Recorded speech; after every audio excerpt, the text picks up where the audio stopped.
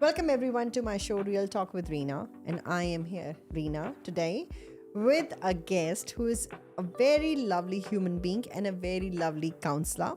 She is an existing councillor at Wyndham City Council and also standing again for the elections. So let's today have a candid talk with her just to get to know more about her and her work and what exactly we are going to see more.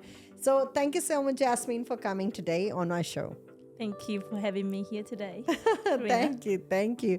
And especially your lovely smile. I guess that is so welcoming for everyone in the community. Thank you so much for your kind words. Thank you. So, Jasmine, when did you come to Australia? I came in 2011. Oh, that's amazing. So, of course, you love Australia. We've been here for so many years, right? Was it easy for you to adjust? Yeah, I think I've been living overseas. I've living home like since I was 18 to go to university, and then I work, and then I went overseas to do my PhD in the UK. Then afterwards, I work as well in cities like Shanghai. So Wow. before I actually came to settle down in Australia, so I have been going to different cities, different countries. So Australia is one of the nicest nicest country I've been. And now because you've traveled so many places, so it's easy for you to adjust in Wyndham, which is completely full of multicultural people. That's right. In Malaysia, that's where I'm raised and born and raised, and it's so multicultural. So I felt like when I come to Wyndham, and I just felt like I'm back home at home. Yeah, absolutely. And I guess that's what people need, someone who can adjust well, accept the other people from the other community well. Exactly right. Yeah, Right? yeah. Our city have like maybe 50%, about 50% of migrants either born overseas or have a parent born overseas. It's very, very diverse. And it's huge. Wyndham Council is huge. It It's a huge area. It is. We have like 330,000 residents right now. We're going to Wow. head towards as big as Canberra in the next 10 years or so. Wow. And Sahana, I just had Sahana today, and she said that, Wyndham is a place where a lot of women were elected last time, right? That's right. Yeah, we Yeah. have 7 women elected for the first time in history. We had 7 women out of 11 being elected as councillors. Wow, that was a proud moment. It is. Yeah. We were all very proud. Well done to the residents who elected us. Absolutely. So which ward are you standing again for the elections? I'm standing in Featherbrook Ward in Okay. Point Cook. Point Cook. Okay. And you live there itself? Yeah, I live there in Point Cook. Okay, great. Now, what motivated you to run for the re-election? I think it's my deep commitment and passion for serving the community that made me want to run. And I live in Point Cook for about 14 years now. And my family and I, we love Point Cook. We love living there. It's a beautiful suburb, very affordable. And the reason why I run is because I have been involved a lot in the community since I live there. And the issues like traffic congestion, school provision, lack of school provision, and also overcrowding of schools and infrequent buses and trains.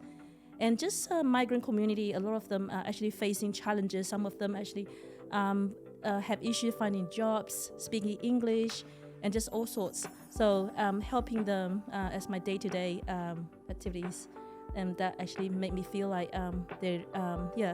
people would like me to be representing them to support the community.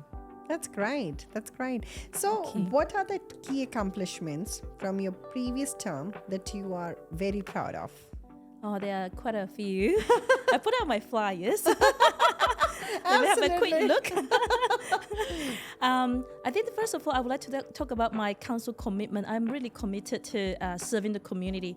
So I attended over 1,000 meetings and also events and get to know the community groups and residents, businesses, and also resolving their issues. And also I have the council attendance itself is 99% on average. Over the past 4 years, I have consistently been a strong voice for the community in the council chamber, and also when we speak to the thank you to the officers, and also active transport. I'm a strong advocate of active transport.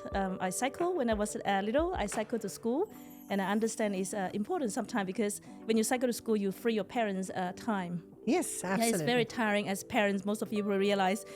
Taking kids to school and taking them back is actually quite a big chore. Yeah, it can be quite tiring. So the budget for active transport increased from 1 million to 5 million annually.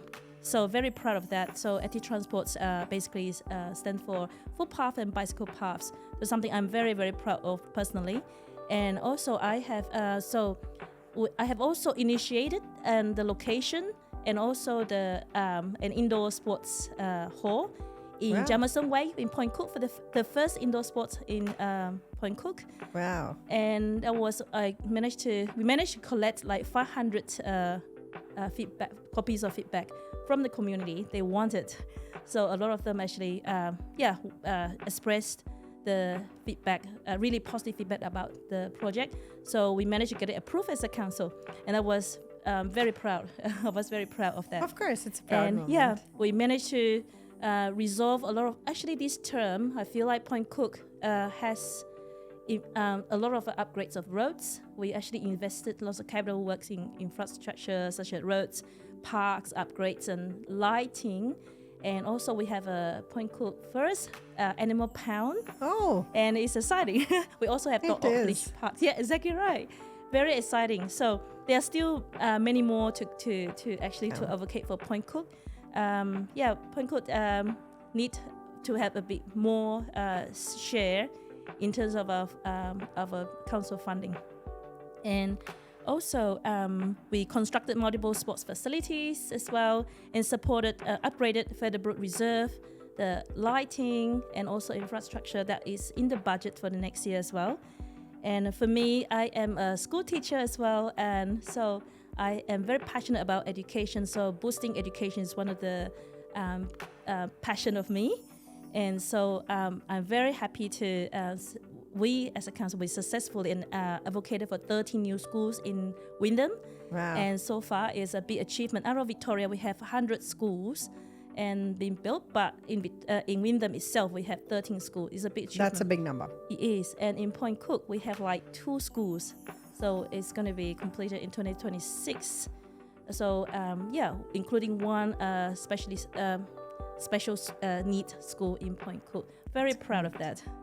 And also I managed to, in 2021 when I was a deputy, I managed to attract also the special needs school, the investment from Hazel Holmbrook Academy. And for me, I felt like the residents' feedback is telling me that we need a diversity of education institution in this city. There are also residents. I've also been working along residents as well to advocate for top-tier school in Wyndham, and especially in Williamstown and Point Cook. So because a lot of parents, they actually left this city to go to the eastern suburbs. Yes. For education. When the child reaches 5 years old, they leave. So they left, which is very sad. So I think there is a need in there. So there's a balance that we need to achieve. So that's something that I have been working on and haven't seen the result as much yet. So I needed another term to actually hopefully to complete what I'm advocating for, but it's already in the process. And also in terms of library and community services, we managed to advocate, we managed to build 7 community centres and 2 libraries. Wow. 1 library in Williams Landing, 1 in Truganina Community Centre, which is a very creatively designed library. If you guys haven't been, I hope you can visit the library. It's located at 1 Everton Road, Truganina. I'm very proud. I think the officers have done an amazing job, and the architect, the designers, the team is brilliant. And also, in terms of library membership, is as part of the Learning City portfolio myself.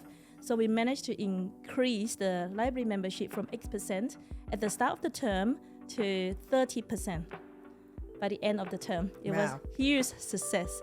And all the credit go to the officers who worked very, very hard in the library team and the leadership team, and who promoted lots of, we run lots of activities, and so many activities that we run in the space, in the library and community centers, and competition for the children, battle of the books, and kids are so excited about reading, and they just read so many books in a short period of time. And also not just reading, they write reviews, which is very encouraging. And this is one of the feedback from the community members as well, because a lot of migrant community, the children born in the families where English is not their first language, they tend to have a bit of difficulty in catching up with their English language and in writing, in reading. So that's one of the way to overcome this is actually through reading the books, and not to play or watch the iPad, but to actually read books. That's the only way to improve their English. And we also been very creative this term. We introduced Human Library, the living books. So human as a book. So we have all these living books in the city where they share their life stories to the people. Instead of reading a book, the people read them. So they share the stories. Hopefully we will actually be able to move that is exciting to a bigger platform where they have more audience as well. And we also established a first seat library. Okay. And also we supported the first two library in Wyndham, which is in Wyndham Park. And this is just some of the things that we achieved. I think it's just not some, it's a lot. Thank you. Yeah. And in terms of traffic, I mean, like traffic, there's some of the major issues in Point Cook actually. It is state the circle control, such as Point Cook Road, for example, the congestion of Point Cook Road, for example. So there's a traffic light, it's a very popular one, and it's been for a long period of time now. So we also resolved that issues, and now it's actually being the traffic light, Snipes Road and the Point Cook Road is the traffic light, the traffic issues there also is currently being resolved. Yeah, hopefully. And I guess that's coming to the station, driving from Point Cook to the Hopper Crossing station, the traffic and everything. Like it's actually a lot, for the people, for the residents. You are absolutely right. Yeah. I did mention because as a advocate for active transport, when you cycle along Skeleton Creek all the way from Altona to Point Cook to Altona Meadows to Point Cook, and then you actually continue to drive along, and then you will bump into a wall, and it's next to Upper Point Cook, so it's in Upper Point Cook. The other side of the freeway is actually Hoppers Crossing train station. Yeah. So I've been talking about let's have overpass or underneath to connect them from the Upper Point Cook to Hoppers Crossing train station. Yeah. It will be cost about 6 to 8 million. So that's something that I'm still advocating to see and I think that would be a really good thing for people coming from Point Cook to the Hopper Crossing station. It is, yeah, it is. It's just to see whether it's visible. So there are a lot of projects are coming on the way. Hopefully. Yeah. And we just need to continue to advocate to the state government and also to the council members. Yeah. Hopefully everyone is supportive of the idea, and then we'll get the 6 vote and we're able to vote it in to start building it. Absolutely, thank you. So, and can you just show to the audience your flyer? Maybe just a little, with a good spot of yours. So that's the flyer, guys. You all can find. They would be in your letterboxes as well. Or otherwise you can ping Jasmine and have all those details from her. That's not a problem at all. Thank you. Right? Thank you. I hope they receive it. We did actually deliver to every household in Featherbrook Ward. And if they haven't and would like to have one, feel free to contact me. I will actually send it over. Absolutely. Deliver them. Yeah. So my next question is, how would you advocate to address the rising cost of living, particularly with expensive utility bills? How expensive are these at the moment? Electricity, gas, water bills and all. Yeah, that's an interesting question, right? Yes, it is actually. So a lot of the time, we heard so many residents complaining about the cost of living. On the council level, what we can do is we actually have to limit the council rates by focusing on the expenses, which is essential on essential services, and reducing waste, and to ensure efficiency of our work done at the council level, and also making sure the spending is transparent and accountable. On the other hand, I have an idea as well, which is the utility bill, like you mentioned, is actually very expensive at the moment. Even like if we pay for gas bill, we're not paying for the investors, and we're paying for investors overseas. It is important for us to actually to make sure that we're paying for businesses and support the local rather than the money go out of this country. So, and what are your plans to engage youth in the community, our growing generation, and improve facilities of young people in Wyndham? Yeah, youth. So youth, I'm a school teacher, and I work with youth almost on a daily basis. Yeah. And it is very close to my heart. So youth mental health is actually becoming mental health issue is becoming a more and more serious issues in Victoria actually. So youth leaving homes and not wanting to come to school, or youth leaving their home and go somewhere else because of pressure of studies, and just simply youth get involved in crime. And for me, I would like to promote more preventative measures, such as providing more activities and learning activities to kids, so that they have something to do. Otherwise, I remember back home at my time, my teenage time, we have a term called loitering culture. In Malay, it's budaya lepak, means you don't have much to do and you just loiter around in Macca's and in KFC and do not much. Yes. And you sit there watching people walk past. So because they don't have much to do. But youth these days is quite different. They mostly have mobile phones. They can just watch their mobile phones on various social media or TikToks or different Snapchat, and it's actually not very healthy because their attention span will get shorter and shorter, especially children, including parents. When they raise the children, it's so much easier. I've observed some parents, they just leave the kids with an iPad to watch some movies or short films, and so that they're all very quiet. And I think there's a drawbacks doing that. And strong drawbacks, yes, absolutely. Yeah, it's actually can be quite concerning.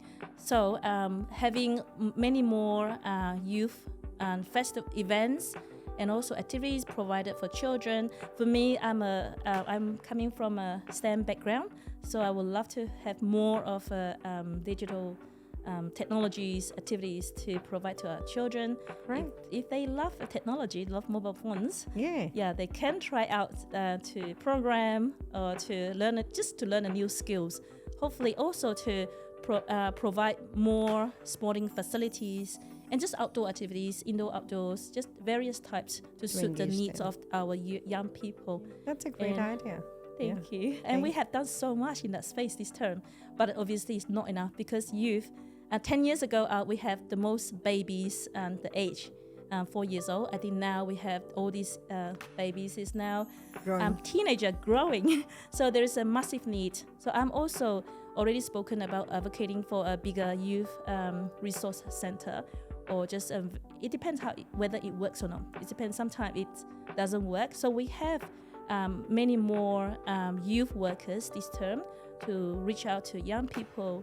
And we have a youth services bus to provide entertainment for children to go to schools. And we just try all our best, and we'll encourage parents, if you have ideas, reach out to us, and we'll love to work with you. Thank you so much. Thank you, Jasmine. No So how will you continue to empower women like us and advocate for disadvantaged groups if elected? Women is also another topic, very close to the very heart. close to my heart. Yeah, the fact that I have volunteer at Wire Information and Referral Center. When I first came to Australia, I was trying to look for jobs, but at the start, I just have one position in the university. They had 300 applicants, so True. I just volunteered, and I I've basically come across a lot of domestic violence cases on the phone calls, or sometimes they came in, and we help them and listen to them, validate their feelings, and try to show them, to give them options, and also to help to help them to sorry, we just try to help them to try to empower them, so that they have confidence in themselves and able to overcome their life challenges. So women, I think I have been a strong advocate and support for women this whole term, and there are so many wonderful women in this city. It's amazing. I have seen so many of them, including yourself as well, Reena. And it's just many women leaders, and they are amazing leaders. So I would love to continue to support them, whether it's in their personal capacity or in businesses, or if they experience domestic violence, we'll try to increase the services to support women in need. That's really challenging, but it's very important for the community. It is. Thank you. So can you share more about your vision of recreational upgrades? Oh, okay. It's part of this is in my vision.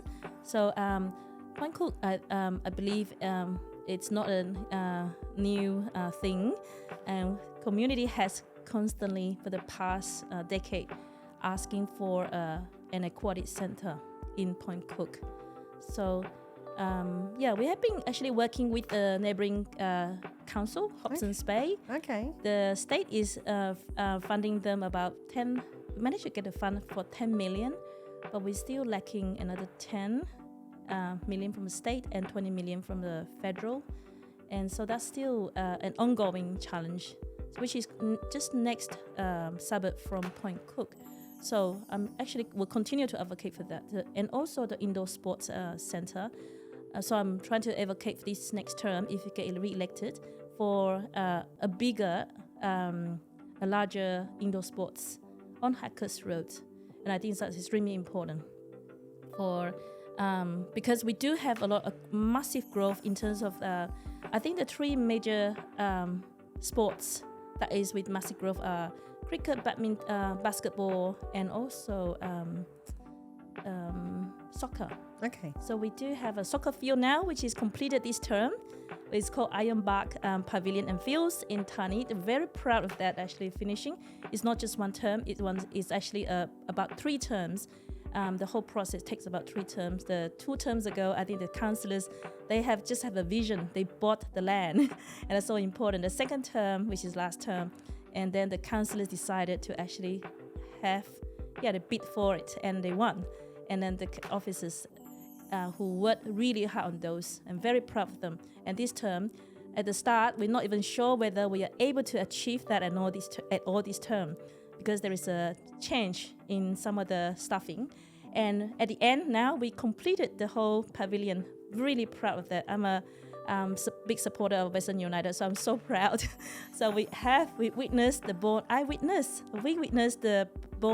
birth of a new soccer team, Western United, and also the birth of a new soccer stadium, which is amazing. I could not believe it. I'm myself doing my Diwali event at West United Football Club, on this 26th of October. Awesome. Yeah, and they all are so lovely, and it's a huge piece of land with all that. The stadium is so lovely. And it's accessible and everything. Yeah. So thanks to Wyndham for that. Thanks to Western, thanks to the Western United investors as well. Yeah, absolutely, it's amazing. Absolutely, yeah, they're lovely. And so just one more thing, which is about the employment, the education. We mentioned about in Point Coast South there is a massive piece of land. It's called Aviators Field, and the council this term actually basically endorsed for it to be an industrial zone. Okay. So I've been strongly opposing it. I spoke against it in the chamber because I do not believe that I do not believe that should be an industrial zone.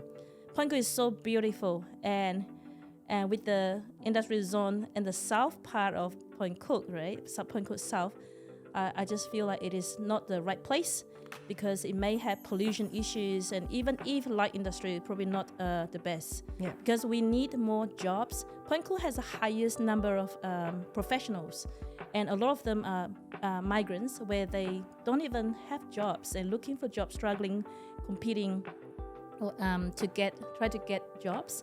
And I feel like we need to make sure that we continue to advocate for employment and even the area to make it an educational presence. So hopefully we can have more able to provide more jobs locally and beside Wallaby East presence, because Point Cook is a huge area with about almost 70 to 80,000 people. No, it's a very beautiful, and sometimes I feel it's a very expensive area. Getting more and more expensive. Yeah, not everyone can afford houses there. That's right.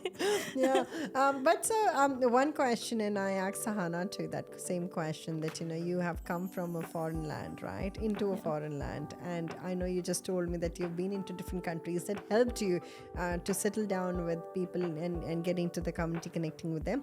But being a woman, and being from a different culture, did that ever did you face any noises around regarding that? Being a woman in the politics, and also being from a different background. Yeah, definitely. I mean, being a councillor is already a tough job, because in Wyndham City Council, it's like with a population of about 330,000 or 320,000 of 11 councillors, one councillor is basically ratio is 1 to 30,000. Yeah. That's a lot of requests actually, especially with migrants. They tend to have they have more questions. They probably have more keen to organize events. So we need to attend events to get to know them as well, and also the issues in the West. And there are a lot of issues like traffic issues and just different type of issues in the West, because it's still developing. So being a councillor in Wyndham is actually hard work. So now being a women councillor is even more challenging, because just the issues around inequality around men and women, and also being a women councillor from a migrant background is also very, very challenging, because because it's a minority, and also it sometimes tend to face some of the disadvantaged, and also so how do you deal with it? How do you deal with those noises? Deal with noises. So that's a good question. Yeah. You just focus on why you are here. Like, why am I here? What am I doing? And focus on the community and stay focused. Yeah. And I recall one of these analogy. There is an eagle and it's sort of flying high, and there's some crow try to disturb the eagle, and then you just need to ignore them and then continue to fly high and achieve the goal. And that's what I would want to share with people around me. And I guess that's what you have done so far, Jasmine. You've been through, being in the community, working in the community. It is not easy. There are a lot of people who will try to hold you, but then you just keep going, and I'm sure you success. And then you have been a very strong candidate, very strongly worked in the community. We've always seen you smiling, never with an angry face, never ever thought that we can't approach you. Sana, I feel she's Indian and she's from an Indian background, so it's easy for us to approach her.